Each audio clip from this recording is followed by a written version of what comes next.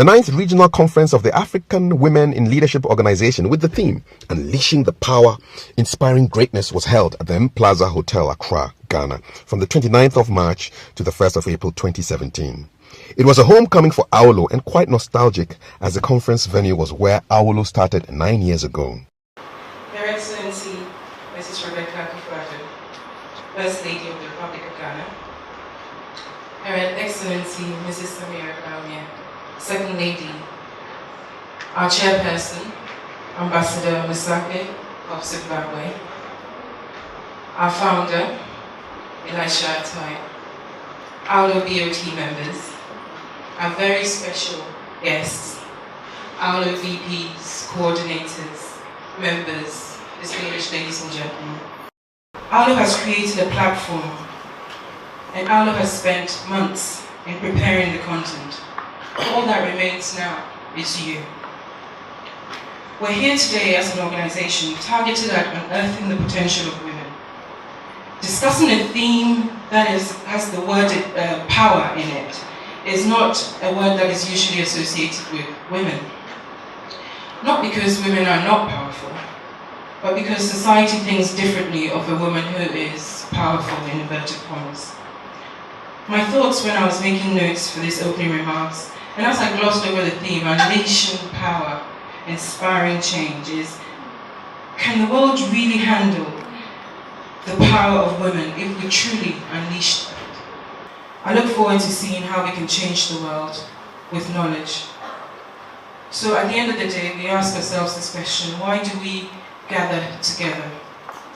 Is it just to share ideas, to make some vital connections or network, to listen to some great speeches from some awesome women and men leaders? No, I mean, I dare say we gather because we have power, incredible power. So individually, we can do little. In his welcome speech, the founder and president, Honorable Elisha Atai, reminded delegates about how AWLO's focus on women's active part in economic diversification under a new economic and development agenda for Africa has become a driving compulsion of unwavering desire and steadfast hope. Her Excellency, Mrs. Rebecca Kufuor, First Lady of this wonderful Republic of Ghana, I want to appreciate Her Excellency, our Chairperson for today.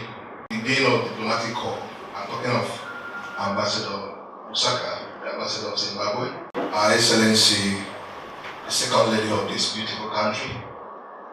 Thank you so much for honoring our invitation. Within this time of existing protocol, AWLO welcomes change. AWLO drives change. We have traveled this number of years guided, led, sustained, and powered only by His mercies. We have set new precedents, traversed continents, and planted regional chapters across the shores of many countries, unleashing the power, inspiring greatness.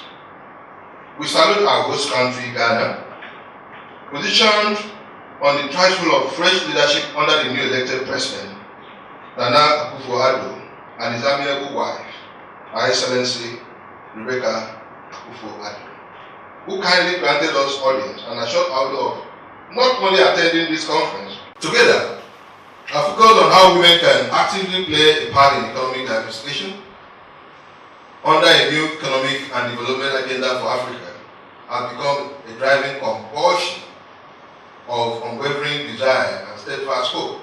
Choosing our theme for this conference, I don't understand that unleashing the power requires boldness, a steady affirmation of positive motive and confidence.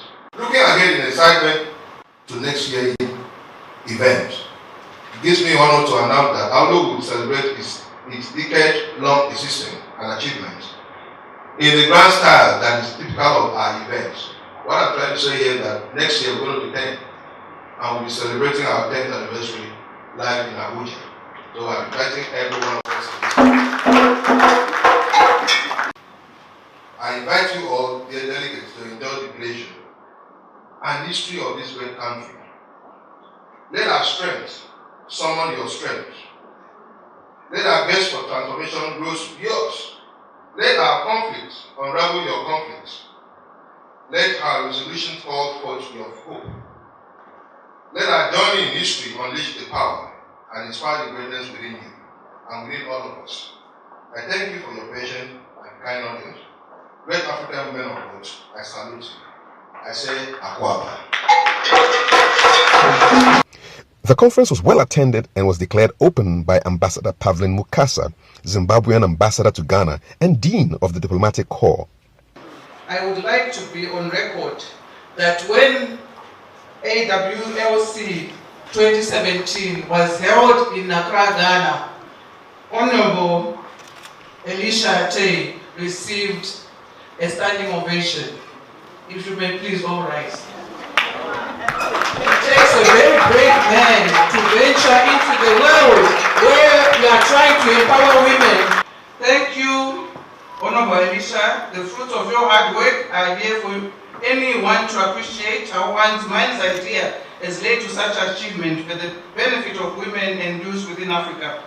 And on behalf of the Chief, Dr. Oprah Mason Benson, AWLO Board Chairperson, I have the singular honor to declare the AWLC 2017 officially opened and launched here in Accra, Ghana. Thank you. The keynote address was delivered by Her Excellency Rebecca Akufo-Addo, First Lady of the Republic of Ghana.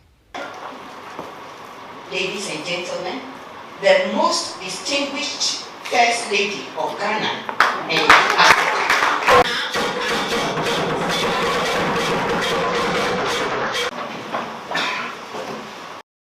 I almost didn't recognize myself as the most distinguished First Lady. I'm only just beginning. I deem it an honor to be here with you this morning amongst great women of Africa. Kindly permit me to stand on your existing protocol.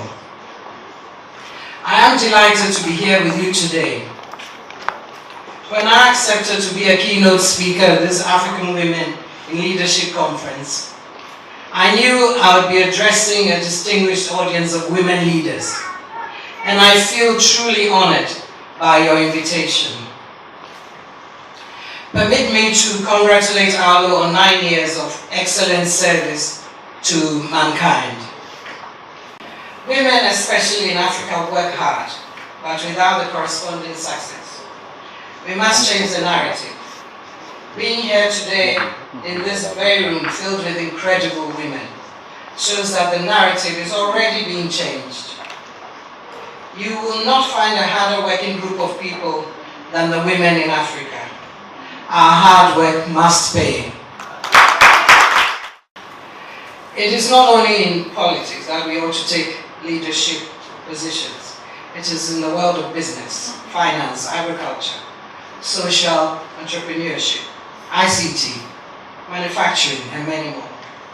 Every day, we have the opportunity to inspire the next generation of women leaders by what we fight for. Our choices have an incredible spillover effect on our young girls, our daughters, nieces, and the several young women we mentor from nearby and from afar. Let's give them the conviction to believe in themselves as we believe in ourselves. Our lives are being observed that they serve as open books for millions of young African women who aspire to rebuild our dear continent. Let us continue to choose to inspire for good. We are grateful to the African Women in Leadership Organization for choosing Accra as the host of their conference. We welcome you with warm hearts and widespread arms and wish you an enriching conference experience. I wish AWLO the best in the coming years.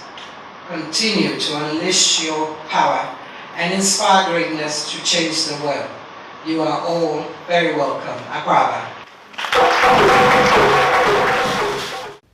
Day one was the conference session, which was more of an unmasking and journey into self-discovery.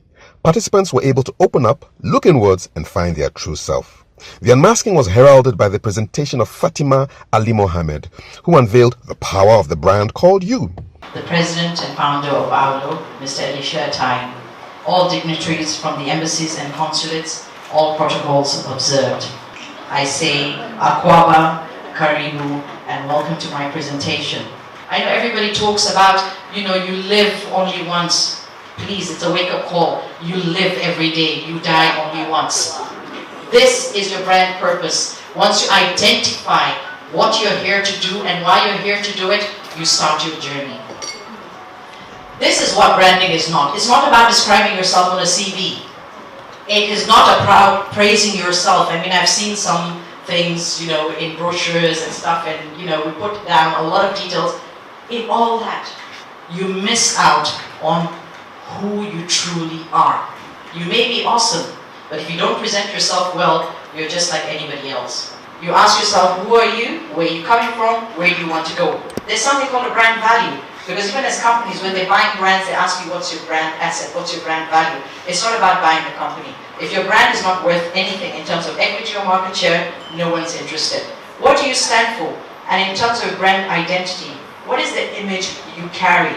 It's scary when I look at Facebook and I look at Snapchat. I mean, I don't use most of those tools because half the time what you present yourself with, it does not match with what you're going to do when you walk into an office in a room. And for those looking for jobs, let me tell you, today no one recruits unless they do a search on you online. But this is the damage of not branding yourself properly and going online and doing stuff that can damage you. This is one example. You're not a commodity. Get yourself branded in the right way. Like them. I mean, all those girls all look alike. In fact, they think they're triplets. Nowadays I look at women and I can't tell who I saw last. Everybody looks the same. So I'm like, okay, please, we need to understand branding is about being able to be standing out among everyone else. Brands are born of experience and reflect reputation. The key word here is reputation. And what we have to ensure is that how we sit, how we stand, how we make eye contact, and that's why I keep saying, hats off to the Nigerians and the Ghanaian women. When you walk in, you are felt. More Nigerians, definitely. This is just a recap that says, go out there, brand yourself. And I'm going to read this because this is very important. If you can't see it, please do read it. It says, of all the judgments we pass in life, none is more important than the judgment we pass on ourselves. The judgment impacts every moment and every aspect of our existence. Our self-evaluation is the aspect of our existence. Our self-evaluation is the basic context in which we act and react, choose our values, set our goals, meet the challenges that confront us daily. Our responses to events are shaped in part by whom and what we think we are, our self-esteem. This is what Nathaniel wrote. It's so important for us to understand that the power that we have of not being able to judge ourselves is very key. So, my last 3 slides, what's important for you to be able to know what you want to become as a brand. First, you're the brand, you as a brand, and you are the brand. What is important is the audience. Like I say, define the people who you want to matter to. Define the people that are going to be important for you in terms of your career, in terms of your personal life. That makes it easier for you to know what ways you need to brand yourself. Passion. Have passion in everything that you do. This thing about working hard is so, my God, dinosaurs. Work smart. That's what we have to do. We have to be smart in what we do, and we must make sure our joys, our happiness, our passion has to be infectious. If it's not positively infectious, you have not achieved anything. Consistency. Consistency in the way you're seen, physically, online, offline, as a parent, as a professional person, at home. There has to be a consistency in everything that you do. Everybody says you live once only. I say you live every day. You die only once. So when you wake up tomorrow, thank God, brand yourself. Thank you very much. This was followed by Agnes Esar's Authenticity, a Power from Within. How do you always reflect and ask yourself in situations that, are you being authentic? And as a woman, I think sometimes it's even more difficult because we are sitting in meetings or in situations where there are men who maybe speak out their minds, but sometimes there's something always holding us back. But today, I want us to give each other the power to be able to speak our minds. There is something called authenticity with skill. Authenticity means that if you're doing it with skill, it means that you will state the situation, you face the fact, state it as it is, but you don't do it in a way that is obnoxious, in a way that will make other people feel completely depressed. But you'll still be able to make the statement. So for example, if you're in a situation where you are with a leader or a boss who does not like to be challenged, or with people who do not like to be challenged, you can wait. After the program, you can go aside and say, Madam, or Mr. So-and-so, this particular thing we're talking about, I don't believe in it. If we did it this way, it could be better. That is being true to yourself. That is being authentic. Because you shouldn't allow situations to just go out of hand and sit back and watch. The reason why authenticity is also important is that we are all unique, as even Fatima mentioned in the presentation. We are all on this earth for a purpose. That you cannot be a photocopy of somebody else. No matter how much you admire somebody else, you cannot be a photocopy. And because you cannot be a photocopy of somebody else, you need to stand up for yourself. Let your own voice be heard in whatever situation in which you find yourself. That way, you will not be acting out of character. You will not be pretending to try to be something you are not, and you give off your best, and you be very creative and pull people along. Authenticity, remember, is about exploring and finding who you are as a person, embracing that person, accepting that that is the person you are. But also in situations where your voice needs to be heard, find your voice with skill and speak your mind. Because even though in our African society we are taught to always almost keep quiet, particularly with women, find your voice, let your voice be heard. And once you do that, you are able to empathize with others. Learn and understand and hear other people's stories. It is only when we remove the mask and bring all of ourselves into a particular situation will we be appreciated for what we're going through.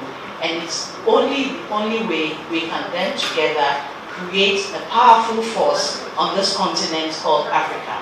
Because I know that as we are all sitting here in this room today, it is not a perfect situation for everybody, but it is about empathizing, accepting ourselves, embracing that true version of yourself, and making a mark on this world. Authenticity and power within. Thank you all very much. And Mrs. Ekundayo Quinolia Keshi affirming we were each of us a woman enough. A woman enough. That's the paper I've been asked to present. Indeed, when I saw the topic, I sat down for a while and I wondered, what really do they want me to talk about? A woman enough. A woman is everything. She's not just the female woman, because as you heard from the last panel, womanhood actually goes far beyond biology. One good thing about a woman, or a woman enough, is that they must have very high self-esteem. Quite a number of us don't. You find most women think that the right thing to do is what ABC is doing without letting ABC know that you are copying what they are doing. Now, if you believe that ABC is doing something right or has gotten her own family straightened out properly, why not ask? Simple. Just ask. Another thing I want you to do as a woman enough, you've got to pick a job.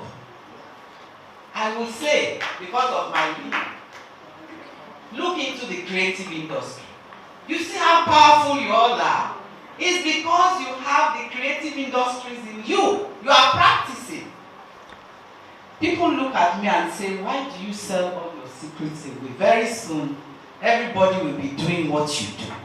But that's the idea, isn't it? We want everybody to do what AWLO is doing. Let them call it whatever. You know who originated, but don't think we will keep it. We know. But let others do what you do that is good. That is our problem in Africa. We hold on too tight. For the first time, AWLO set up a panel of a few good men who discussed the role of men in achieving gender equity. Mine are two simple points. One is education. It is very colonial to have separate boys' school and girls' school. It takes so much away from each other. That age where they're supposed to be learning how to cope with each other, how to positively or compete with each other, identify themselves, place themselves, is being missed out. I think this is what we need to advocate for. That colonial tradition of education structure has to go. It's not working for us. It's not working for the new generation. It's not working for the future. I want to say two things quickly. One, women, just know this. What men say about women is not as important as what women say about women.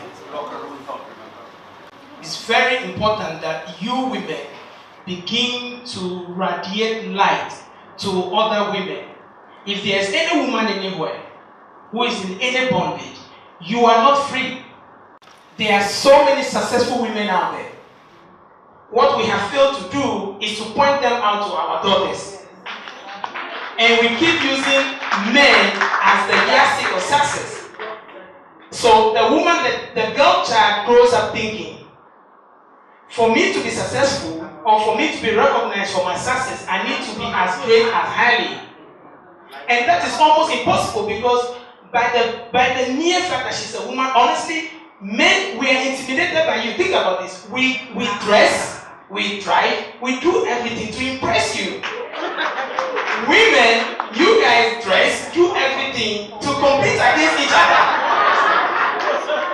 So for me, you can just see the argument from that point. If we begin to teach our daughters that what Fatima can do, darling, you can do that, and if you do better. If I tell my little niece, Paula, what your mother can do, you can do and even do better because your mother has achieved so much.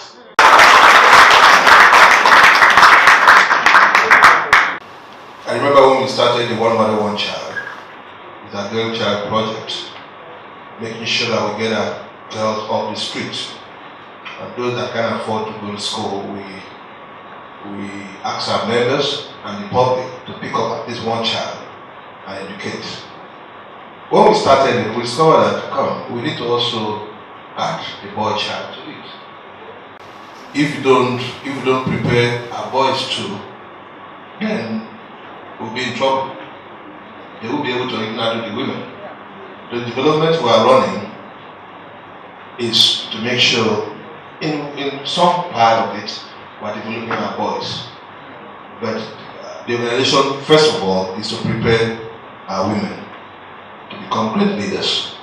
Another panel made up of distinguished females took on the fact that there's more to a woman than her pretty face. Beyond the gender and the looks, it's never been about being a woman for me. It's I don't think that I do what I do or have achieved what I achieved just because I'm a woman with a pretty face. It's much more than that. It's the drive that keeps me going. Thank you. It is not really just about a pretty face. A pretty face will fade. I'm a makeup artist. The domestic industry is doing fantastically well now. Every minute there's something for contour, for under eye firming, anti-wrinkle, all of that. All of that will fade after a while. And then what is left? And let's also say, let me just clarify, that a pretty face, being pretty is different from beauty. So let's not mix that, because beauty can take you far. Beauty is confident. Thank you. I found out in business, do not borrow to look good. You could borrow to invest, true or false. And so when I spoke with this lady, from nowhere, Lagos, Nigeria, she got to the town I was living, Akwa Ibom, and then got me on board a business. And in 6 months, everything changed. Everything changed because I decided to take that step. 2, because I decided to back it with action. We had sold off practically everything in our living room, and so I used that living room and started what we call the World Changers Conference. And it's a conference Mr. Enchatai spoke last year, which had over 2,500 youths in my city. And right now, that little borrowed 32,000 naira has been able to produce a Range Rover Evoque I drive right now, a company that is worth shades of billions of dollars adopted me to be a director, and I train all over the world, China, UK, and in America for the company. She's a big by woman, just moving out of your comfort zone. So what I'm trying to say is that it is all in you. Don't let anybody define you by what you look. Define yourself by who you know that you are. Thank you. Day 2 was the True Women Workshop with Dr. Ala El Halwagi. The workshop provided participants with the support they need to navigate life successfully. It used a simple but fun personality intervention and communication tool called True Colors, which is designed to enhance understanding of oneself and others. It is considered globally one of the most effective tools for supporting any individual or organizational transformation. One of the tools that I brought to you that you're really going to love, really going to love. In fact, it's a life changer, in my humble opinion, is this tool right here. It's called True Colors. Okay? True Colors measure two things: your pattern of thinking and behaving. In 1978, Dr. Dan Lowery took the whole thing and created these 4 colors that you're going to be working with in a couple of minutes. Remember that colors are a metaphor that you're going to use. It is a metaphor. See, if you like greenery, it does not mean you are green. If you like lying on the beach, it does not mean you are blue. But it's a metaphor to understand human behavior. So that represents also your intellectual competency. Your intellectual competency. That color is the green color. And the green color represents the knowledge part of your brain. This is the part that goes to school. This is the part that acquire learning. This is the part that go after things pertaining to that. Now, usually those who have green color as their dominant color are deep thinkers and conceptual. They have good explanations and answers for any questions because they are well read, they are well researched, they always look at why, they lead with why.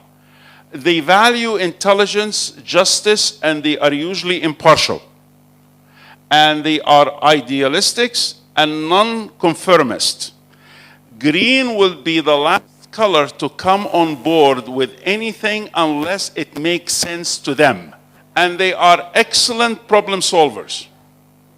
You have any challenge in any team, in any organization, I hope and I pray that you have green. Because green is responsible to solve problems. That does not mean that the rest of the colors are unable, but it means that it comes natural to the green color. Because why? Because of what you've seen here. Now, the other side of your brain that is goal-oriented, this is the one that sets the goal and really structure a plan for that goal. Okay? And that color is the gold color. What is their motto? Plan ahead. Okay? So they are conservative yet collaborative. They respect rules and authority. They may see a person on the top of an organization that does not make sense. But in their mind, he or she is the boss. And they are to be followed. So they respect the rules of the organization. I find a lot of women through my doing, I've been doing True Colors now for 10 years, and I'm going to show you statistics from Africa because we have collected some statistical samples from basically most of the continents I work in, and Africa has a beautiful, beautiful good news. I'm going to show it to you at the end of this. But most of the women, they tend to have the gold shine in them. Especially those who have gone in life having some little guys to raise because of the structure. They have work and they have home and they balance between this and this and this and homework on time, bedtime, showers, food, cooking and budgets and everything. Okay, too many things happening. And if they are not organized, they get lost in the shuffle a bit. The action-oriented people, that is the side of the brain that is say, I am free.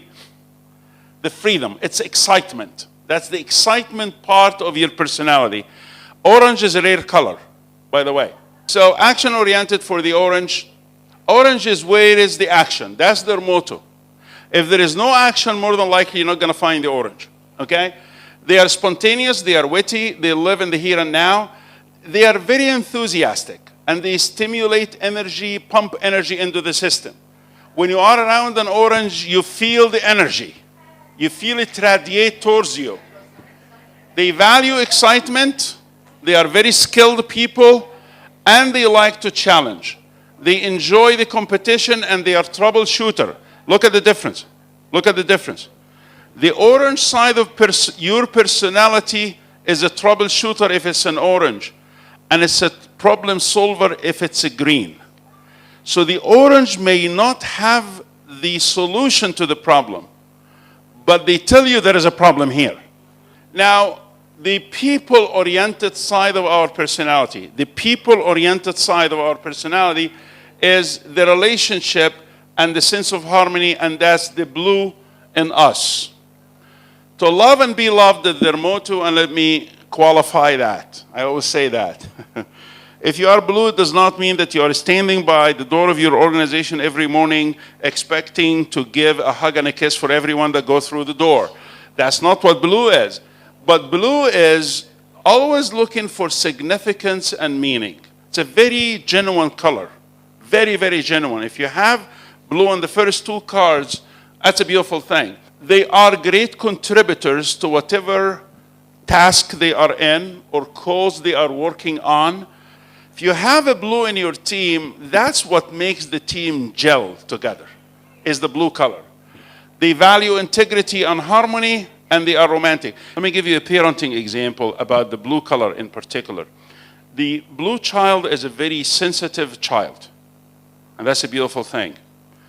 The minute they see lack of harmony in the family, it impacts them directly. So if you have a blue child, and God forbid you have a dispute in the house, and you look for your blue child, you're going to find them locked in the room, and if it possibly that they are in bed and the pillow on their head so they do not hear the argument. We thank the Deputy Governor of Rivers State, Her Excellency Dr. Mrs. Ipalibo Haribanigo, for being with us from the beginning of the conference despite her very tight schedule and delivering the keynote address at the awards and gala dinner. To all the wonderful African women of worth, can you give yourselves a good clap, please? Wow, wow, wow. Fantastic women of worth. It's been a great delight spending the last 2 days with you here. And what is so particularly enjoyable about this 9th edition is that as women, the number 9 has its own particular significance, right or wrong. 9 is, behold, the month of birthing. The month of birthing. And I believe that AWLO in its 9th year is just about to birth a very strong platform. The African woman is essential in helping our nations achieve true democracy. The African woman is a nation builder, and she's a leader of our times. The African woman is a mediator for communal clashes. Like a mother, she will be able to ensure peaceful coexistence of international operators in any community. Hence the saying, when you educate a girl child, you educate a nation. I now want to invite the Vice President of AWLO Ghana chapter, Mrs. Rebecca Award. Closing remarks, everybody is so tired. I remember somebody said, oh, church was so nice. So I asked the person, what did the pastor say? He said, I can't even remember. So when you say much, it gets boring. But I just want to thank all of you. I am so, so happy. Everyone here present, thank you so much. Thank you very, very, very much. The future A great one for African women beckons as we write our names in the annals of history as initiators and drivers of positive change. More than ever before, for the sake of our youth and children, we need to lay a firmer, stronger, and deeper foundation for the future that will encourage their potentials to be effectively and efficiently harnessed.